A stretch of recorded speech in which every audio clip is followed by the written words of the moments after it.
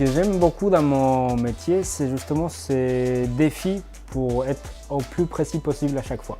On peut des fois être un peu dans le flou selon les éléments qu'on va aborder, mais quand c'est au cœur du projet, il faut vraiment être très précis. Et pour moi, ça c'est un défi très intéressant.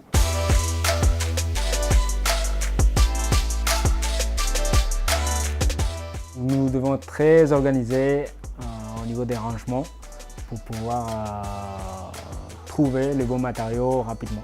Dans la relation avec les clients, il faut aussi être très organisé.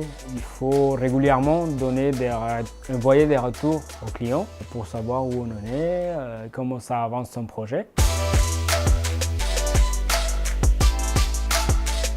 Nous allons traverser plusieurs étapes. Certaines sont très longues et nous allons avoir une vision globale du projet seulement à la fin, quand tous les éléments vont être installés.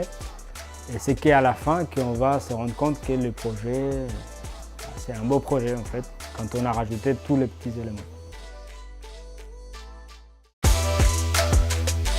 Je m'appelle Nicolas Rubio, j'ai 36 ans, je suis maquettiste depuis une quinzaine d'années et je suis basé sur Tours. Mon activité s'appelle Architype, maquettiste d'architecture.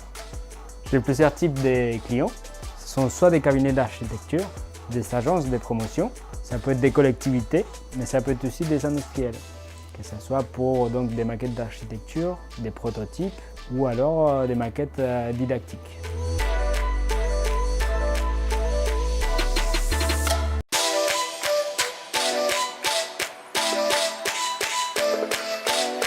Les journées types du maquettiste sont très différentes selon à quel stade nous sommes de la maquette.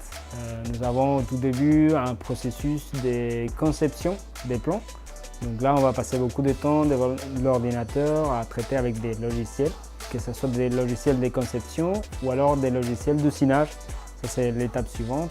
On va passer à tout ce qui est usinage des façades et de tous les éléments. Ensuite, on va avoir des étapes où c'est plutôt de l'assemblage. On travaille beaucoup avec des cols. On peut avoir besoin de mastiques, on peut poncer.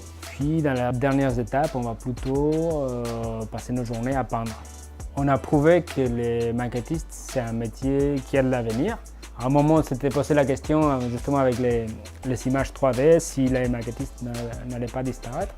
Et on s'est rendu compte qu'on était plutôt complémentaires. Je suis espagnol d'origine argentine. C'est lors d'une visite dans un musée à Bruxelles avec mon père que j'ai observé des maquettes de très bonne qualité. Et j'ai décidé donc de devenir un maquettiste. À la suite, j'ai commencé mes études en école d'art à Madrid et donc je me suis diplômé quelques années plus tard. Quand j'étais petit, j'étais fan du Capitaine Cousteau. Cousteau, on disait nous chez nous. Et bien, j'ai regardé tous ces épisodes et donc je voulais être plongeur. Si je n'avais pas été maquettiste, je pense que j'aurais été luthier. J'ai toujours été passionné par les créations manuelles, notamment en bois. Et venant d'une famille de musiciens, je crois que c'était le métier qui m'était destiné si je n'étais pas maquettiste. C'est quoi l'image cliché du maquettiste? Souvent, les gens pensent que nous sommes tranquilles dans notre atelier à fabriquer des petites choses sympas. Alors qu'en fait, nous sommes souvent pressés parce qu'on doit rendre la maquette très vite et qu'on n'a pas le temps de prendre ce plaisir de jouer avec nos maquettes.